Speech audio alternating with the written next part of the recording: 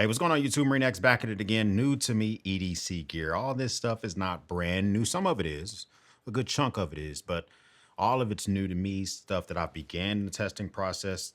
Some of this is not really everyday carry because it would be obnoxious to carry some of these items every single day. Some of this really does categorize itself that I would use with my SHTF kit, maybe with my prep kit. So let's first start off with Proof Wallet. Proof Wallet has released some new releases when it comes to their seemingly like breakout hit for their wallet lineup. So they've released 3 different colors for the Proof wallets. I have the original here that came out, and it has the full grain leather and it has the aluminum back with the gunmetal gray looking color.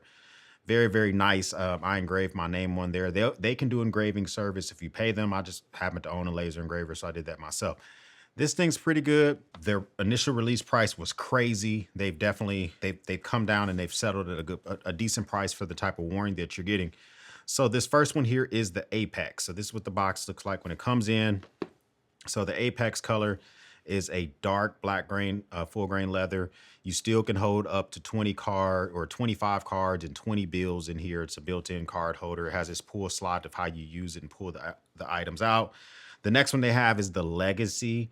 And the Legacy is kind of like this full, it's like a little bit richer of an ox. I would say like a tobacco. This is more tobacco. This is kind of more of a lighter brown, like a cognac color for the full grain leather. They did for the aluminum plate, they went with the lighter color there. That looks pretty decent. I think the patina on this is going to be real dope. I mean, look at the patina on my wallet, the scratches on my wallet, and then look at that. It's going to be really nice when that begins to age. And then they came through with this green. Now, this is not leather. I'm not sure what material this is. It does have the full grain leather here on the Proof logo, but I like this green colorway. They call this one the Operator. And same concept. I think this is a dope setup, but I just like their leather. I like the way it ages. Now, Proof Wallet's kind of gotten their full stride of things, and I reached out to the owner. It's veteran run and operated, founded and operated. And so here are some of they now have some of the boats that go into the actual wallet itself. You can now upgrade these boats if you want to add a little bit of spice to your setup. I like that. You can swap it out. Here's the thing. They have a dog ate my homework, wallet was stolen, wallet was lost, wallet's beginning to fray policy.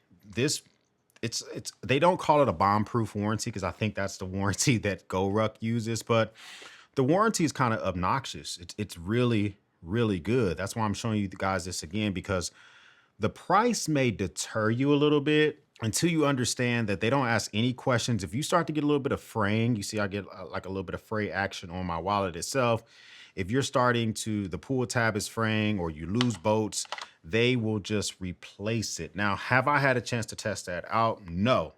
But the fact is that when I see a company releasing new models, releasing a new lineup, and they haven't deviated from the warranty, it reminds me of the Flex Tool Company and their warranty, which their founder's warranty, which I thought was a ridiculous warranty, which is a lifetime warranty on the tool. And I think like a 3-year warranty on the battery for their power tools. When they don't change that warranty, they just keep releasing more products. It leads me to believe that it's a good product and they really know what they're doing. So the wallet overall, they are 2.5 inches in width, 3.75 inches in the length, and then they're about a 1/2 inch in height before you add any cards to them. They are made with an aerospace grade aluminum RFID blocking technology on these wallets, 25 cards, 20 bills as mentioned. Like I said, just a no questions asked full refund return policy and replacement. And for these boats, you can get you're basically getting a nickel finish or a gold finished or a nickel finish for these retention or these boats that you can add to your wallet. So a nice little way to swag your stuff up if you see fit. And I like the way that looks as well. All right, so the next thing we got to talk about is not the boomstick, because the boomstick is like it's going on 10 years old, okay? We got to talk about the holster. Okay, so I went with the Hidden Hybrid holster. This is the Hidden Hybrid holster, and I like this holster a lot. I have one for my 38 special, my Saturday night special, and now I have one for my Smith & Wesson Bodyguard version 1 of the 380 with the adjusted trigger, which I'm thoroughly enjoying carrying. I wanted to get a holster that was made in America. I wanted to get something that had a good Kydex sheath. I wanted something to have a velvet back, so when it's against my dad bod, it doesn't move anywhere. It doesn't make a lot of sweat. And I'm going off of my previous version because I've only had this one for about 2 weeks. I've really been enjoying how this thing sits down. If you want to, you can add a claw right here, which makes it even a little bit easier and reduces printing just that much. I don't have a claw on this specific version. Made in the USA. You can also upgrade the clips to an Alti clip, or you can just buy your own Alti clip. It has a suede, or it has a leather right here, and it has suede on the back, not velvet. I'm thinking about velvet.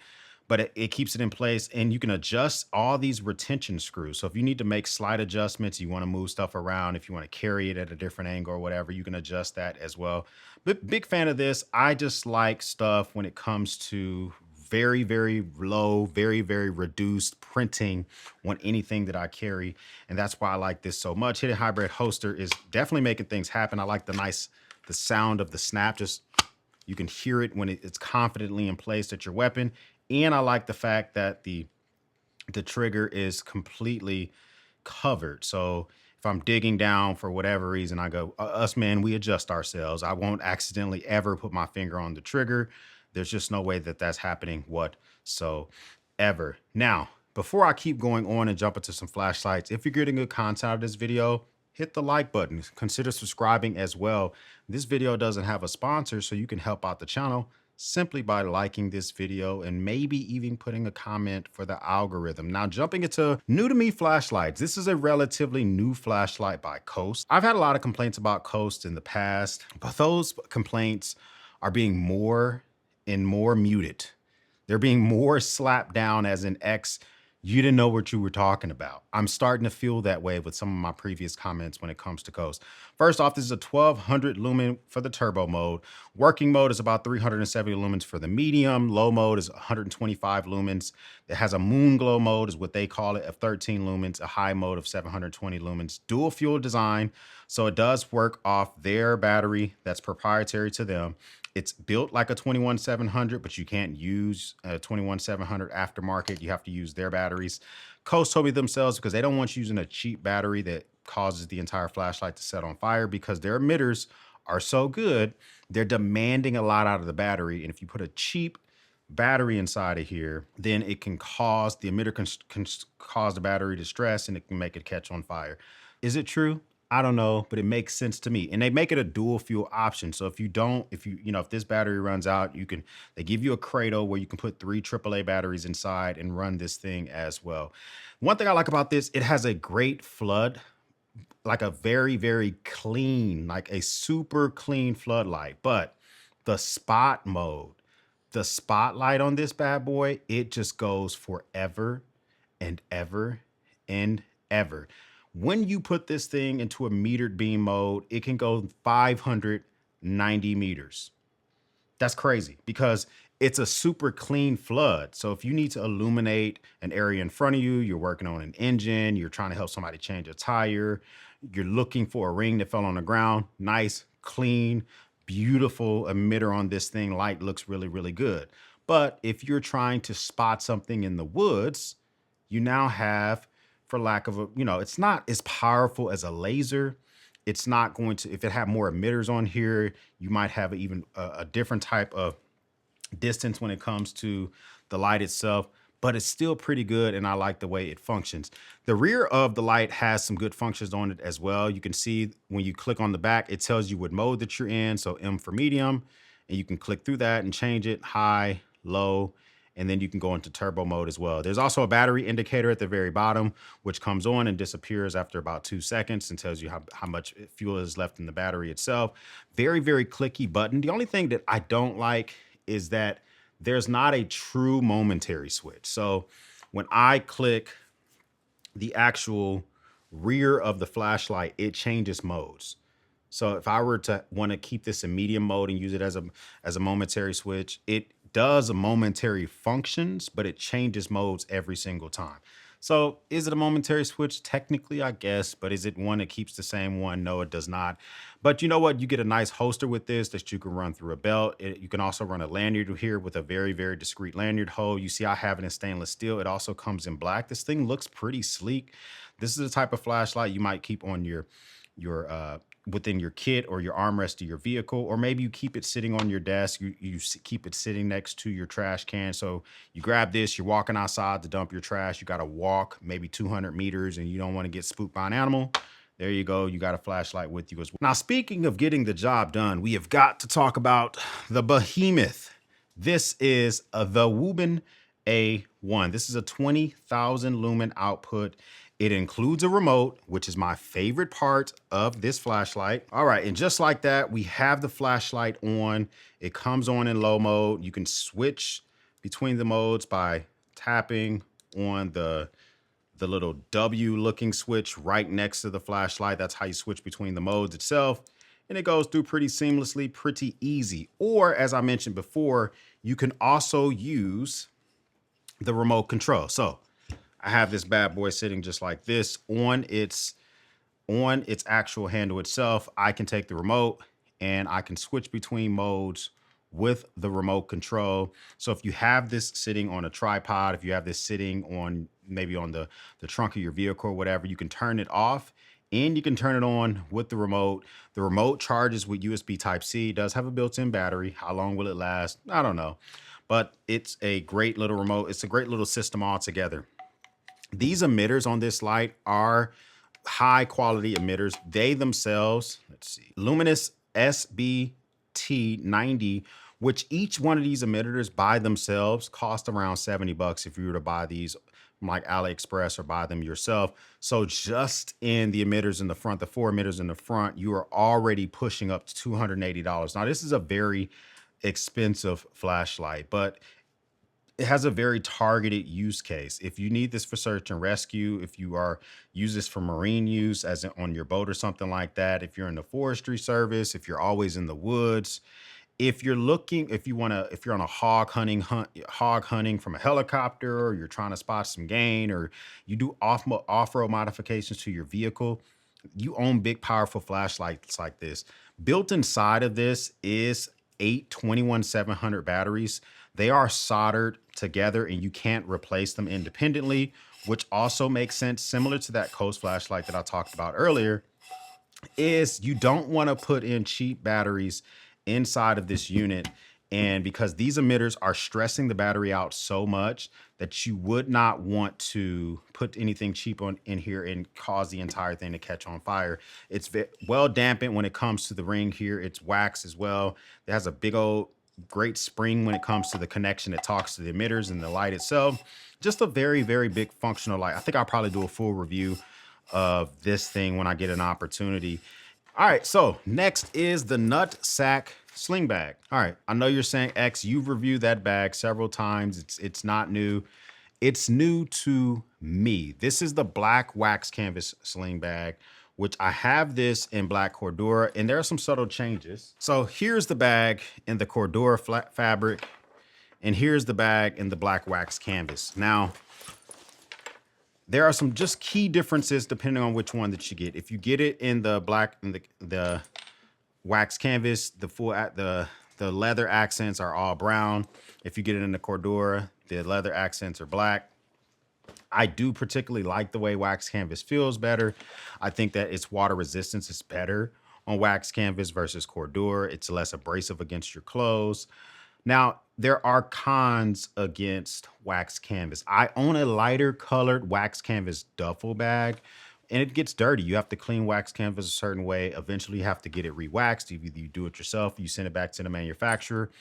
All that stuff is stuff you have to take in consideration. But this is still one of my favorite practical use sling bags when it comes to not needing to CCW. It has these 4 zippers on it, which allow for you to access it. I have it on my body.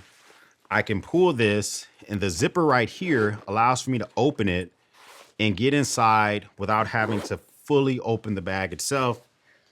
More companies are starting to get hip to that, but Nutsack has been doing that for several years. Now, the inside of the bag itself still carries that Molly panel. So if you want to outfit this with anything that is Molly capable, you can put flashlights and knives directly back there. It does have one large slip pocket on the inside, so you can put something in there as well. And then it's compatible with nutsack accessories. Now, we got to talk about some new to me knives. Some of these knives are brand new overall. I did a full review of the CJRB. This is the Maximal. I just did a review over on this, and you can check that out on my channel as well. I'm still calling this the crossbar lock for most people. The price on this thing is full price $66. That's reasonable. It's often drops down to 50 bucks, more reasonable. It is using CJRB's proprietary steel, which is that AR RPM9 blade steel. And so it's a good capable knife. It does have this actual stonewash finish on the blade, which hides scratches. I have the micarta scale version. You can also get it if you want to get a knife center exclusive. You can get it with the carbon fiber. It's just a great knife. This is a knife that until I get an opportunity to check out the new Banter version 2 or the baby Banter from Civivi, I think that this is going to be my recommendation because this is still going to be coming in with a great competitive price. Very well designed by David C. Anderson. He's over at Knife Center. I'm a big fan of that bad boy. I just did an overview of, we got to talk about Neves Knives and his Offender knife. Collaboration with Best Tech. Coming in with the titanium scales. You have this fantastic blade itself with the Tonto finish. It has a recurve design, which seems to give you more knife in your pocket. It has a frame lock, just very thocky. It has the front flipper, just multiple ways to use this. A very, very nice knife. And if you're looking for a luxury knife, if you're already a knife guy, you're trying to find something for an upgrade that you can hold on to for a couple of years, you spent a nice, good chunk of money on it, I think I can easily recommend that. If you are new into the EDC world, and I'll probably do a video for a complete idiot's guide to EDC, this is not the first knife that you get because you will be an idiot, because that's for somebody who knows what they want and knows what they need. All right, so this one here is from Hive Knives. I think I talked about this in my fixed blade series, and Hive, this is a slight drop point. It's one of one. The blade is a Baker Forge Raindrop. It is copper Damascus. The scales are red marble, blue hybrid with red liners. And he also has his Instagram on here. This is so the knife is 101. Like, when these are custom designs. And one thing that he did for this knife for me, the knife was given to me for free, obviously, is that he kind of incorporated colors of the Marine Corps in this marbling and on the blade itself. It's a beautiful knife. The knife is fantastic to use. The only thing I wish is that I had different options for the sheath. I like the leather sheath. It's kind of forcing you to carry it on your belt. And I think that because of the holes that are built into this, I think I'm going to be able to adapt an Alti clip to it. I just haven't tried it yet. But I want to be able to carry this in different ways. It's a small enough knife to where I could carry it in my pocket, but the sheath is humongous. But it's made in America. It's handmade. If you order a knife from him, you're going to be getting something that's one for one. And I like that. I like to be able to promote brands that are doing stuff truly in small batches, and they're just kind of making it happen. You can see the full tang following through in the entire knife. This is the knife that I take with me to a buddy's house. It's a great talking piece. It's a great useful knife as well. But look at the actual blade itself. Like, it's just getting grandpa excited.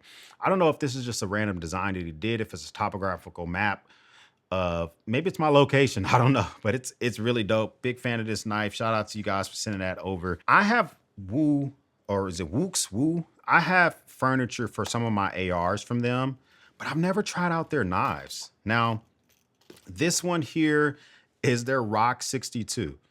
And this is, the interesting thing about this is a great size for a hunting knife. I've got a chance to use it just very slightly. I haven't, we are going to be approaching turkey season soon. Dove season's coming soon. And I want to take this out for a spin to see how it does for that. I'm not a woodland bull. I'm not creating tinder. So I'm not the guy to tell you if this is going to be great for all that type of stuff. But I am the type of person that wants to use my knife if I want to immediately process a kill. And I like the way this feels and functions. A lot of times with stabilized wood, especially brand new out the box, it's slippery. I'm not getting that with this. I like the fact that you can change these out or even run it naked if you wanted to just take this off and just carry the steel itself or run paracord. It does have the jipping on the back here, but you see this little kind of 90-degree angle, which should allow for you to scrape this against a ferro rod and start a fire if you needed to. Very, very unique blade shape on this. I'm excited to just see how would this replace my Montana Knife Company knives that I normally use in the past. I'm loving the thickness of it. And this sheath that's here is more appropriate for the leather sheath because this would not be something that you would normally everyday carry. At least I wouldn't everyday carry it. Maybe you would. And so big knife, loving the functionality of it. The price point of it is something that might be a little bit daunting, but I will say that for Woo, however you pronounce it, they're known for their quality. This is a Stempler steel for the having a knife that you need to take with you outdoors, but having the aesthetics to it as well. Because you could always get yourself a micarta or a G10 or whatever, but stabilized wood is great, especially for rinsing off blood and taking the scrapes and bumps and bruises and letting that build into the character of the wood. It's going to look really good in the future as it continues to go on. Tour knives and their serpent. Now I have EDC this in my right rear pocket, the magazine pocket of trousers that I wear. It works well for that. Only thing I will say about this, it does not come with a clip.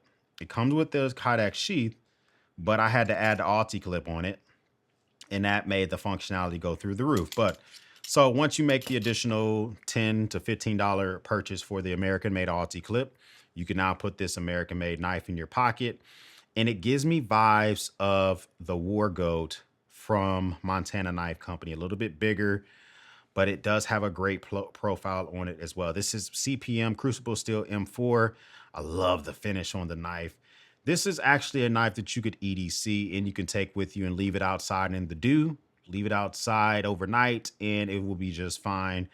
Rocking not only the coating on the blade itself, but it being CPM M4, it's going to be more resistant to rusting and all that type of stuff. The sheath is well made. This is a great EDC knife. I would say that if you're trying to find a fixed blade knife to EDC that has character on it, I mean, look at this, look at those actual scales. It's like this crushed finish to it. It feels good. It makes it really grippy in the hand. Tour knives banging out the house. This is kind of my first experience with Tour. I like the way they're going with that. Look forward to getting my hands on more of their stuff as well. All right, so next we got to talk about headphones, earbuds, okay? These are the Lime Tim. I'm probably mispronouncing them all wrong. I hate that I like these so much. They have nothing special about them except for one thing. They don't have wireless charging. Their case is kind of big. It gets fingerprints all over the place.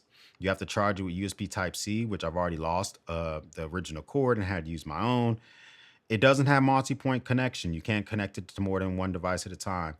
It doesn't have EQ settings. So if you want to make it sound a certain way, you're not doing that unless your phone organically can do that. But you know what it does? It goes over your ear and it doesn't go in your ear.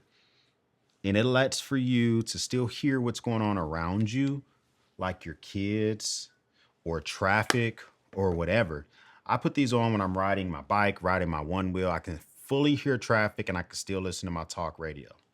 Could the sound be better? Yes. For $39, do I care? No.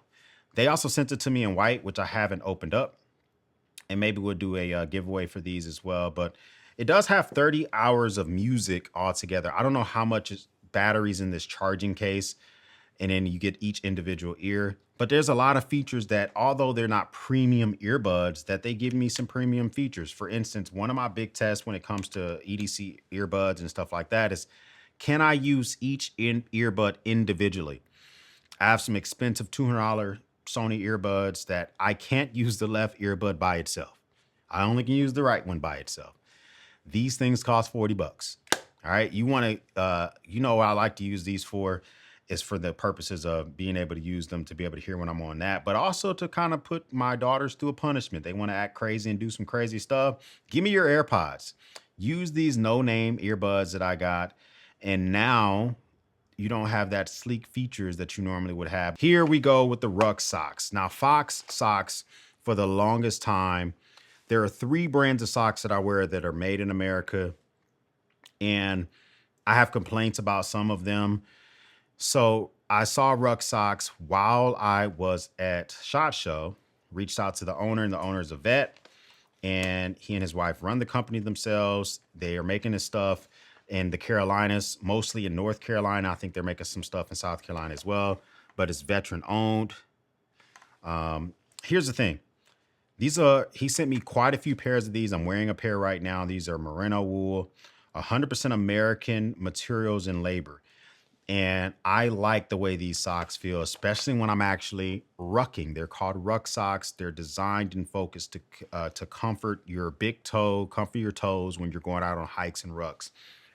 For the longest time, I was wearing Fox socks. I think Fox socks are great EDC, like everyday socks. They feel great in shoes. But when I got like 4 miles into a ruck, my big toe started burning a little bit. All right. I was wearing Samsung socks for a while, but those things are lint monsters. They were picking up every piece of lint in my dryer that they could.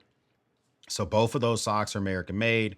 Now I'm wearing a pair of these and I've had additional pairs. And so far I've been thoroughly impressed. I really won't know how impressed I am with these until I get to like the 6 month mark. After 6 months, they've gone through the laundry a lot. They are fully broken in. Let's see if the wool starts to unwind. But I'm impressed with them so far. And if you want to just check them out, especially support a veteran owned company, I think that's something I would roll the dice with.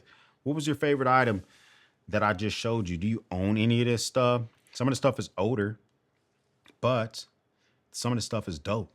Some of it is new. I'm excited to test more of this stuff out. Comment down below. Let me know what should I be looking out for? What should I be testing? And all of that good stuff. If this is your first time stopping by, hit the subscribe button. I would love to have you part of the battalion. If this is not your first time stopping by, well, thank you once again for watching me run my grape. For everyone else, we'll speak soon.